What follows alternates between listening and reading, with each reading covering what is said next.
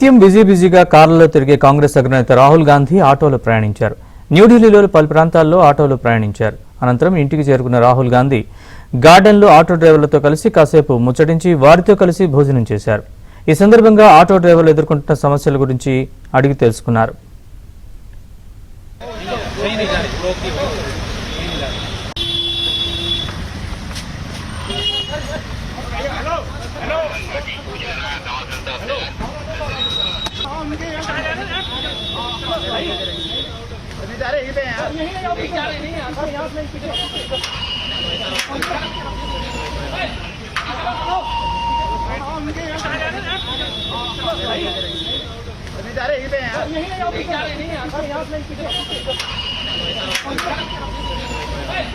अरे सर थोड़ा पीछे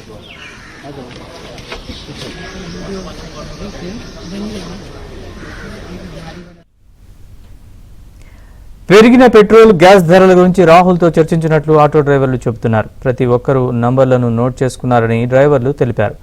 ఆటో డ్రైవర్ల సమస్యలపై పోరాటం చేస్తామని రాహుల్ గాంధీ హామీ ఇచ్చినట్లు పేర్కొన్నారు.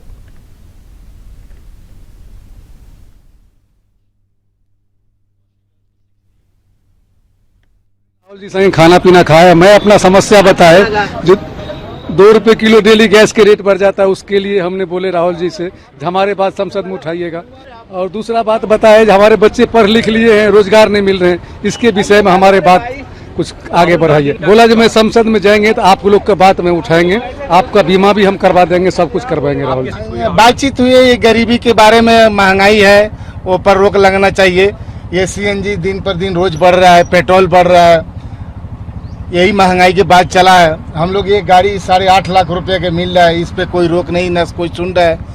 जहाँ जाते हैं वहीं कोई एक गाड़ी सवारी उतारते हैं, पीछे से फोन नंबर नोट कर लेता है, 300-400 का आता है, मोबाइल पर मैसेज छुड़ाना पर महंगाई पड़ जाता है। बच्चे परिवार पालने में हम लोग का व्यस्त है। वो बोले जी हमारा सरकार नहीं है, लेकिन हम आएंगे तो आप सोचेंगे आपके बारे में। ये तो बड़े बड़े मुकेश अंबानी का सरकार चल रहा है, मोदी जी का है।